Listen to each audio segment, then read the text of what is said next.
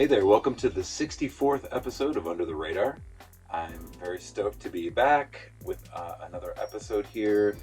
I am just enslaved to servant news. I'll keep it short. I'm working on a couple more music videos right now, also a lyric video, and plotting out dropping a single for Destroying the Eye soon with a bonus remix on it on Bandcamp. Also gearing up for that October release of the full-length Escape Babylon, so I'll be getting that all set through all the digital platforms and whatnot soon.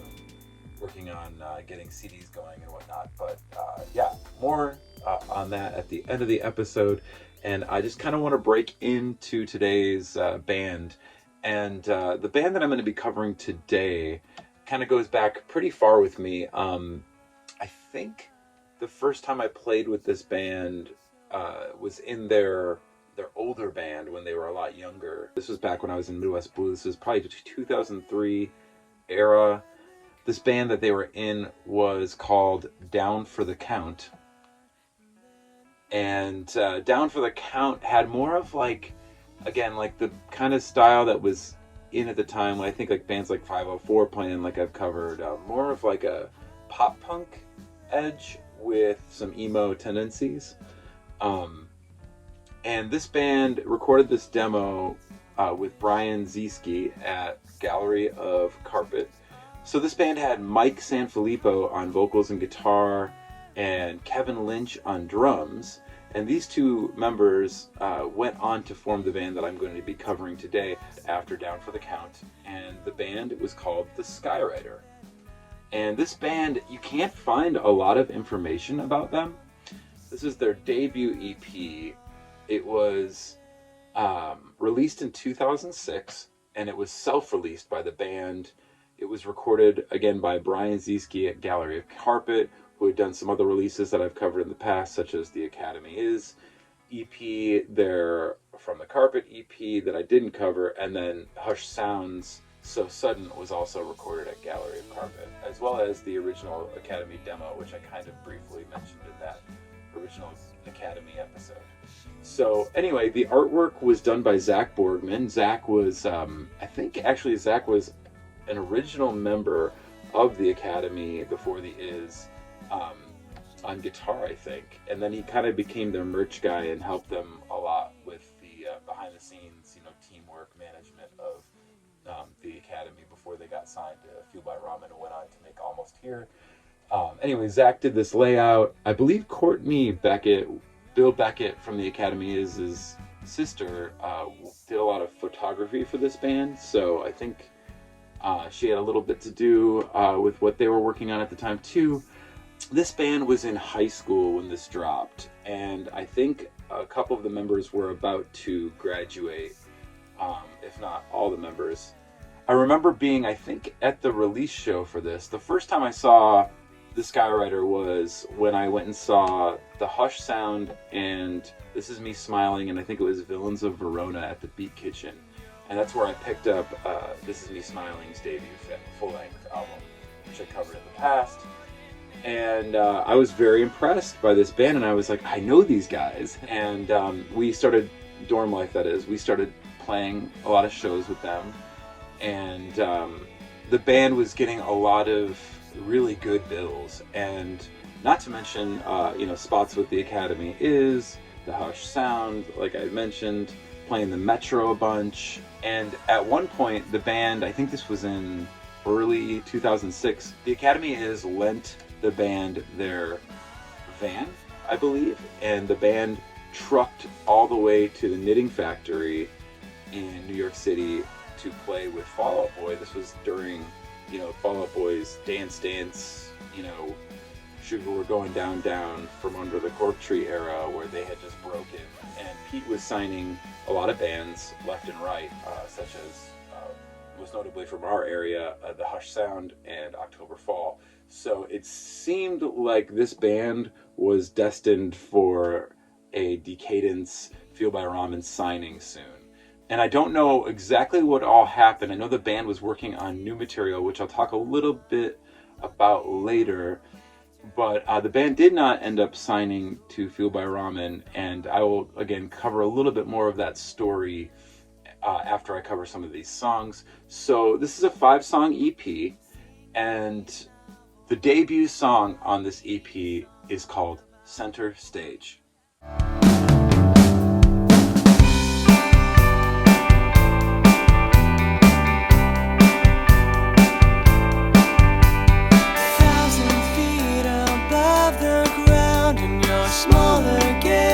Smaller now. Times like these, I know myself. I miss you, want you, need you now. Set me down and watch me go. The rules we've made seem better broke. From up here, things seem just fine. I'll be back home with you tonight. Walk me to my center stage.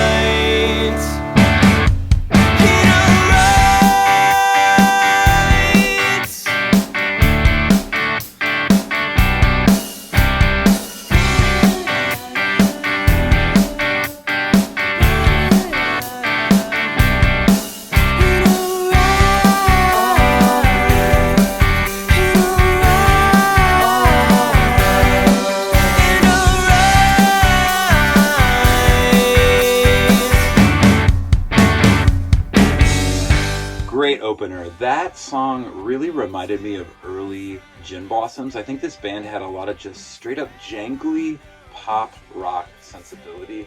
There was of course some emo and Jimmy World and stuff like that in there, but I think the band really was doing something that reminded me of that early 90s, mid 90s jangly, just alt rock kind of pop rock stuff, and it was really well done. The next song is a great example of that. This song is called Shake It Up. Shake it up like a soda pop and let it hit the floor. 'Cause I've been running around trying to find a door. We were made for magazines, cover shots and TV screens. My face in your eyes is like life on the west side.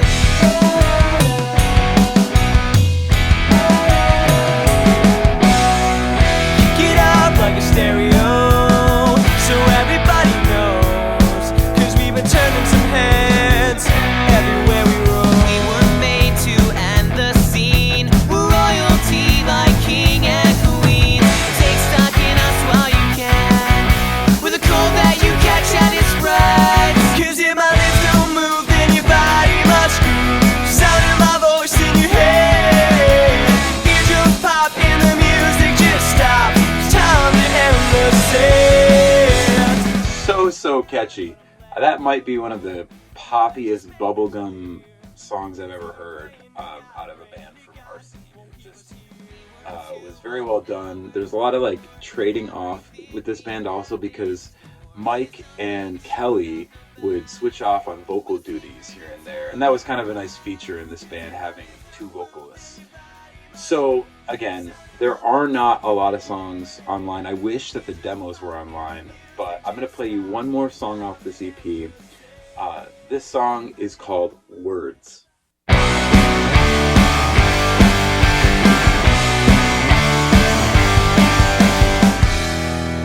me out, I kept my promise. Promises mean nothing now. Routine words mean routine silence. Might as well throw all that. I would never let you go. I'll never let you. I would never let you go. I'll never let you. I would never let you go.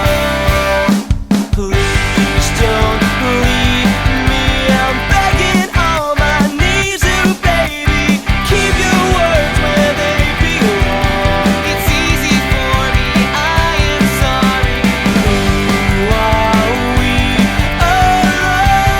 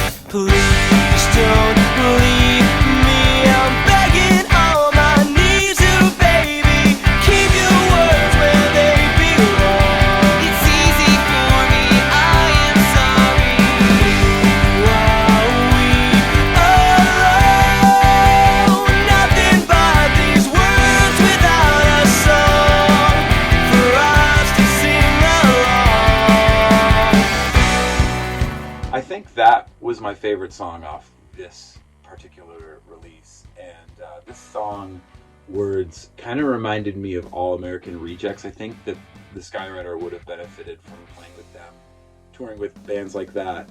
They just had a really great pop sensibility. I mean, for a 5-song debut for a bunch of high school kids, this is pretty awesome. And I was expecting a lot out of this band, actually. I mean, they had the look, they had the sound, they seemed to be destined for great things. And I don't know all what happened. I think that Kevin, the drummer, went off to go to Berkeley Music School. And then later, I think he dabbled in management, but I don't know exactly. I think at one point he might have worked for Crush Management. I kind of lost touch with him after a while.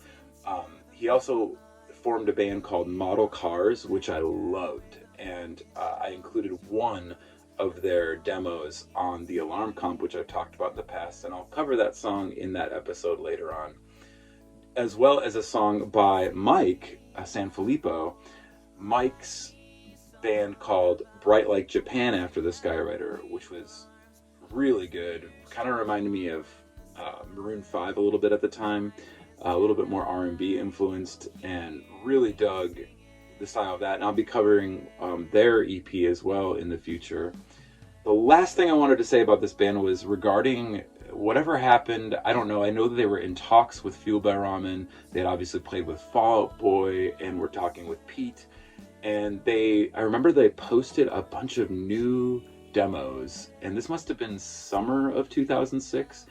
There was one song that they would play live that wasn't on here, and I wish I had a copy of it, because I would play it for you right now. But the reason I wanted to mention it is because the beat to it, the syncopation, the rhythm, the drums in particular, with the rhythm of the guitar, I actually borrowed some of what I was hearing on that demo for a future Dorm Life song, which I'll be covering way later in this series on our last record that we ever did.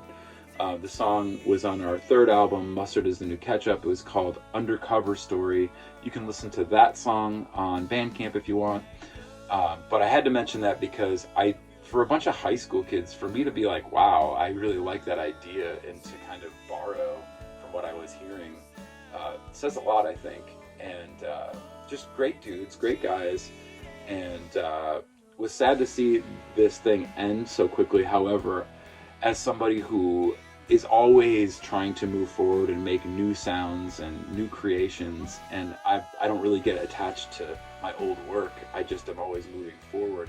I saw that was definitely a trend with the guys in this band as well. I think Kevin wanted to do something more musically challenging, I guess, from a theoretical standpoint, with the way his mind worked as a drummer, and he did that with Model Cars. And then Mikey went on to play, in Bright Like Japan, and then later on had a solo kind of EDM era of his career as well, just as Michael S. So again, I'm getting a little too far ahead, but I just wanted to make sure I talked about the Skyriter a bit.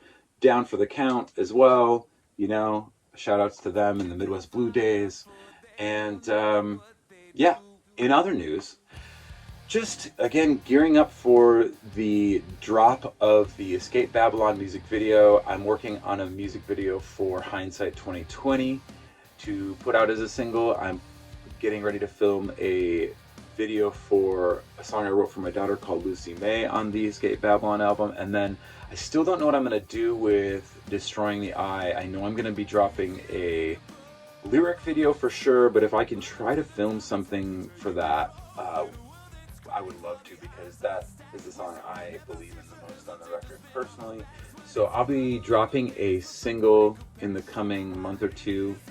If you are planning on being in Tennessee in mid-October, our album drops on October 13th, and we play on October 14th in Camden, Tennessee at the Self-Reliance Festival. I'm stoked about that. I'm booking a show on November 5th here in New York, where I live in the Finger Lakes in Penn Yan. I will get more details on that soon. and we'll post it hopefully to the site.